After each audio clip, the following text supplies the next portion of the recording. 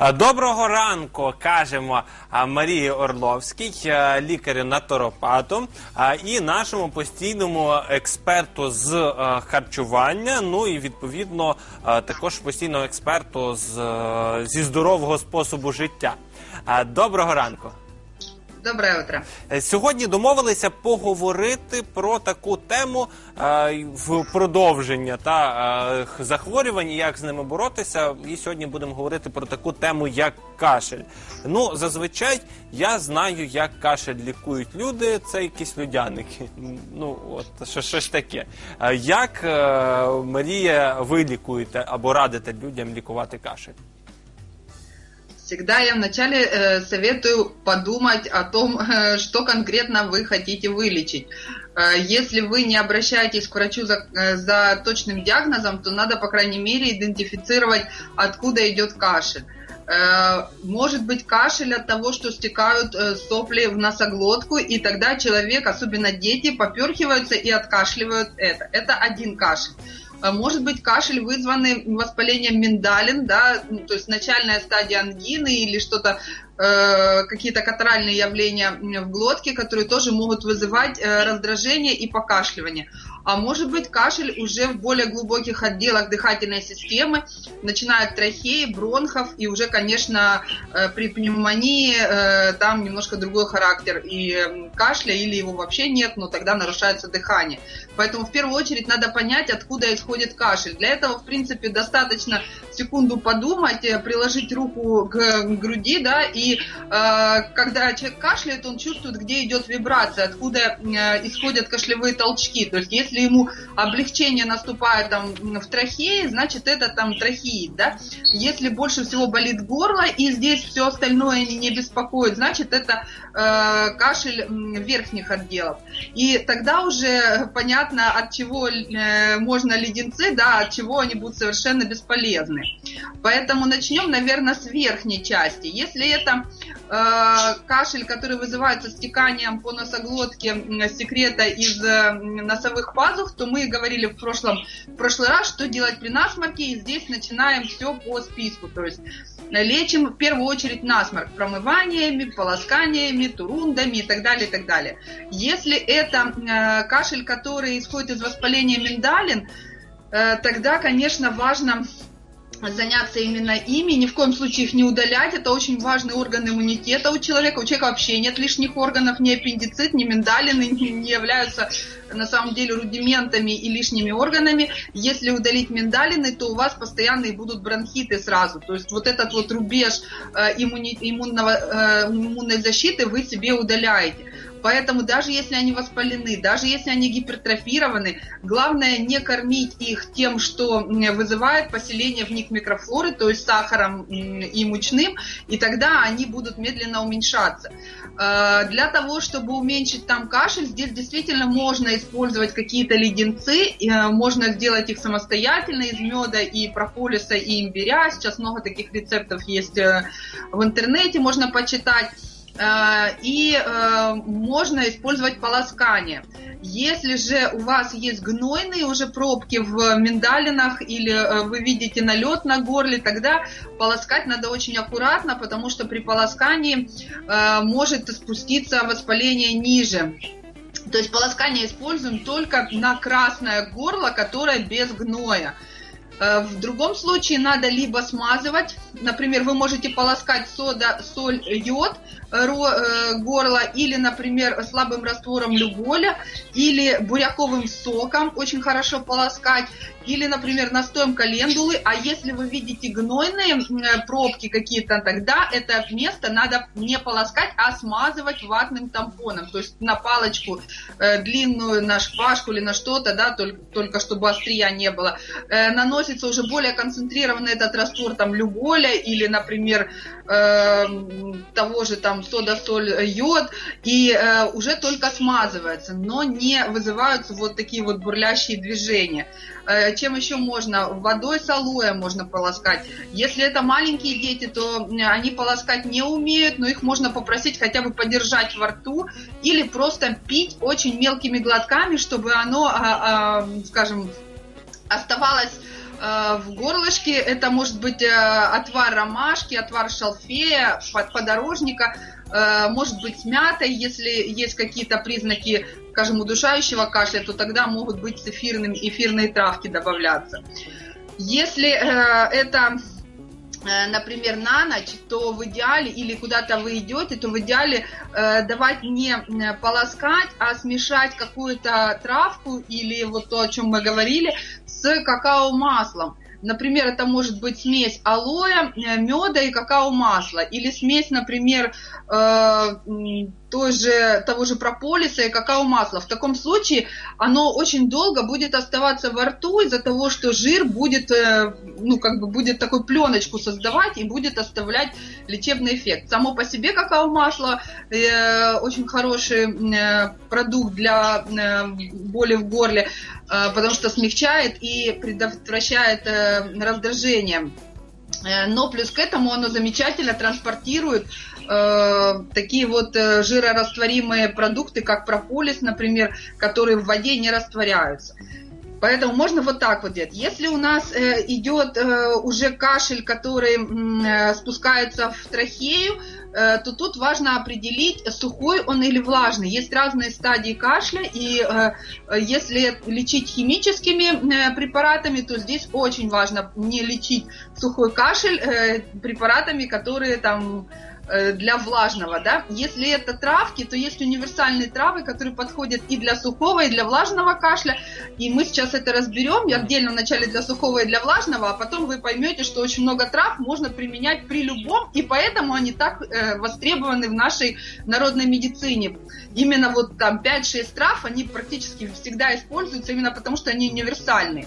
Если это детки, то мы знаем такие обычные таблеточки, которые продаются в аптеке, как мукалтин. На самом деле их состав это алтей, и это, наверное, один из немногих препаратов, которые я бы советовала, можно спокойно покупать в аптеке, потому что там практически кроме алтея больше ничего нет. Ну, есть, конечно, какой-то там крахмал, который соединяет, или просто берете корень алтея, мелите в кофемолке, делаете самостоятельно какие-нибудь шарики, выкатываете там. Це універсальний.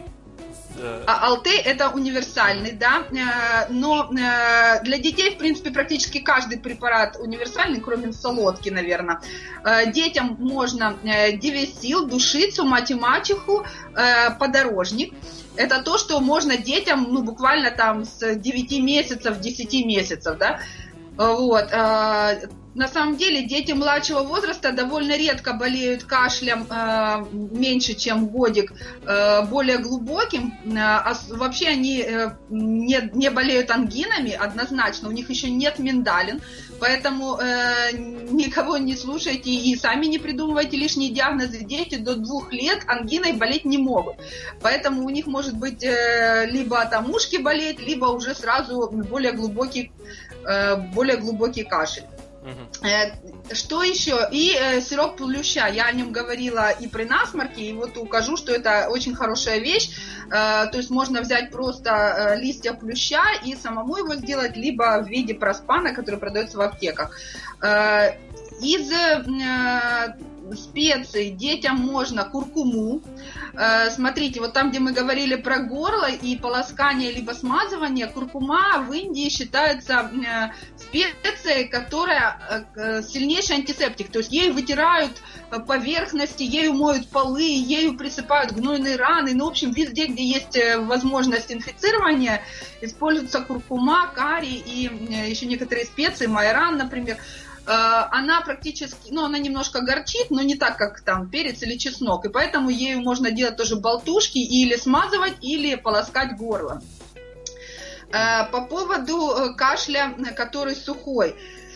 При сухом кашле идет травматизация слизистой трахеи или бронха, и это очень болезненный кашель. То есть здесь самое главное это смягчить кашель, чтобы он не травмировал нашу слизистую, потому что ее еще потом придется заживлять. Поэтому все препараты должны быть обволакивающими и смягчающими. Если из трав, то это клевер, липовый цвет, алтей, листья мать и мачехи, цветы коровяка.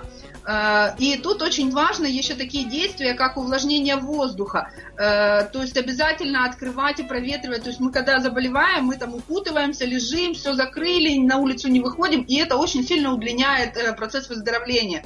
То есть даже если вы лежите под 3 одеялами, надо раз в 2 часа открывать полностью окна и проветривать, выветривать весь старый воздух, загонять влажный зимний такой воздух. Если у вас нет температуры там выше 38, то обязательно выходить хотя бы на 10-15 минут на улицу, подышать, не мерзнуть, а вот подышать, продышаться. Причем хорошо, когда выйти, делать такие дыхательные упражнения с медленным вдохом и медленным выдохом.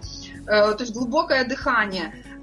Плюс к этому можно дуть в трубочку, просто в стакан с водой, ставить соломинку и дуть. Таким образом профилактировать пневмонию, то есть чтобы шла глубокая оксигенация, скажем, легких. И можно использовать при сухом кашле очень хорошо просто небулайзер, который продается в аптеках, по идее, для того, чтобы в нем разбавлять лекарства. Ингалятор.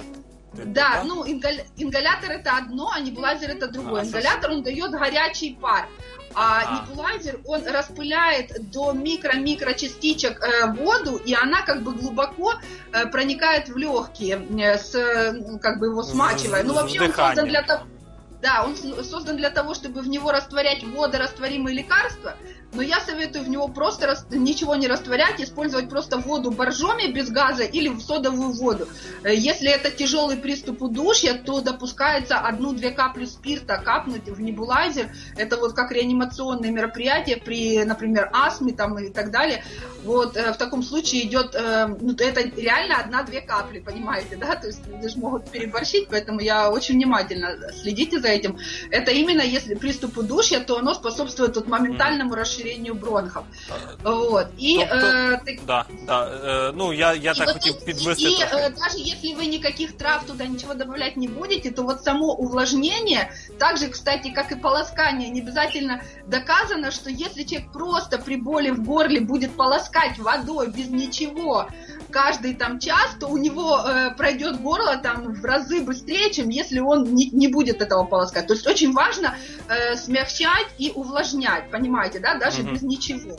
Это уже дает колоссальный результат. И обязательно не сидеть дома. При влажном кашле это очень важно. И при мокром важно, но там как бы больше дренаж нужен. А при сухом это очень важно, потому что это именно и есть причина возникновения сухого кашля. Понимаете, да? То есть замкнутое сухое помещение, лежим, не шевелимся, дренажа... Ну, и опалення и тому подобное. Да, если это уже приступ, который сухого кашля, который идет похожий на бронхоспазм, то есть вот как коклюшный кашель, человек не может остановиться, то тут можно добавлять еще чабрец, душицу и багульник. Но в принципе вот даже тот же чабрец, вы понимаете, да, препарат, который может снимать бронхоспазм, но совершенно безобиден. Начинайте его добавлять в свои чаечки сразу, как только начинаете кашлять. Не ждите каких-нибудь осложнений. И еще, если есть удушливый кашель, можно пить отвар валерьяны. Он не только успокаивает мозг, но он снимает напряжение даже в бронхиальном дереве, и это очень, скажем, легкий такой способ выйти из этого состояния. И влажный кашель... мы добавляем тогда те травы, которые усиливают выделение мокроты. То есть мы понимаем, что у нас есть влажная, вязкая мокрота, и ее надо как можно больше, то есть помогать легким, это выводить наружу. Ни в коем случае нельзя блокирующие препараты применять, которые там, не знаю, уменьшают выделение мокроты, потому что это грозит потом пневмонией, застоем. При влажном кашле, и это, в принципе, и при сухом, очень важно обильное питье, и оно должно быть не просто обильным, оно должно быть даже не комнатной температуры, а где-то температуры 32-39 градусов.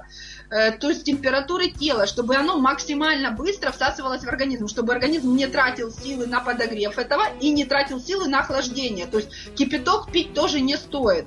Он не усваивается в организме, так же, как и холодная вода. Ну, плюс а к чай, этому, до речі? Чай, до речі, також? Вот чай, ни одно животное не пьет воду горячее, чем 40 градусов. То есть вы вот налейте собаке или кошке, она будет ждать ровно столько, пока она сможет это пить. Тобто Только чай человек заливает. повинен бути, ну от котам і собакам їм легше, вони язиком вони то вже гаряче точно не зачерпнуть. А ми губами сьорбаємо потрошки і можемо гарячіше пити, та? Ну, смотрите, тут надо аккуратно. По крайней мере, дети никогда в жизни не захотят Ну, пить да. что-то очень горячее. Поэтому вот Скільки до 50 градусов? градусов, вообще 39 считается, Чай. 40. Но я думаю, что если это вот начальная простуда с 37 температурой, когда мы говорили, что можно разогреваться, тогда может быть и 60. Вы как бы налили себе в чашку, а там уже там, пока Ну, начали пить, уже там 50. В принципі, вообще, поки если сьорбаємо, это- воно ж охолоджується трошки там в роті. Да, да, но если это дети, например, у которых во время кашля часто бывают рвоты, ну, то есть вот рвотные позывы, то очень важно, чтобы вода очень быстро всасывалась и не было рвотных рефлексов. Вот в таком случае обязательно, чтобы вода была уже температуры тела, тогда она будет прям во рту всасываться, и у ребенка не будет обезвоживания. Вот это очень важно. Насчет влажного кашля, то есть, смотрите, это может быть солодка, да, обычная, которая продается в аптеках, или которую вы сварите сироп сами дома, потому что она очень сладкая, ее просто надо проварить в воде, и вы получите густой сироп.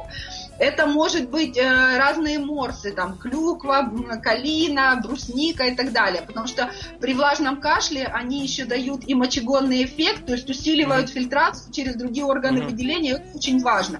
У нас зовсім очень хорошо. мало часу лишилося. Давайте от щось найголовніше, буквально у нас секунд 30 лишилося ще. Ну, вот, например, та же липа, шалфей и цвет бузины подходит как для влажного, так и для сухого кашля, поэтому запомните эти растения, используйте их и имейте их у себя всегда дома и начинайте это делать заранее.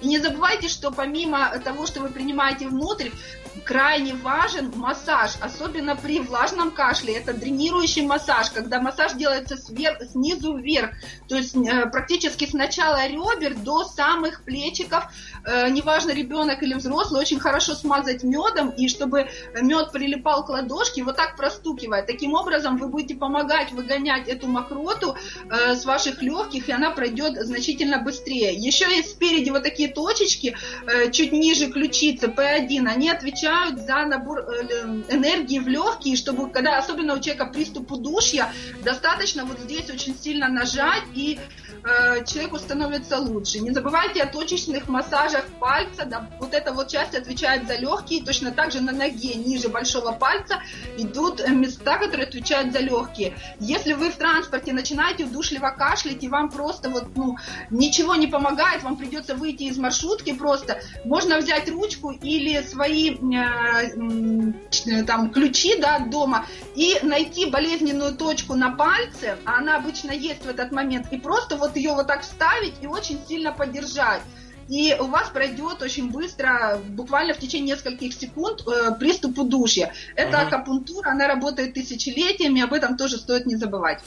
Що ж, дякуємо за багато корисної інформації, за поради.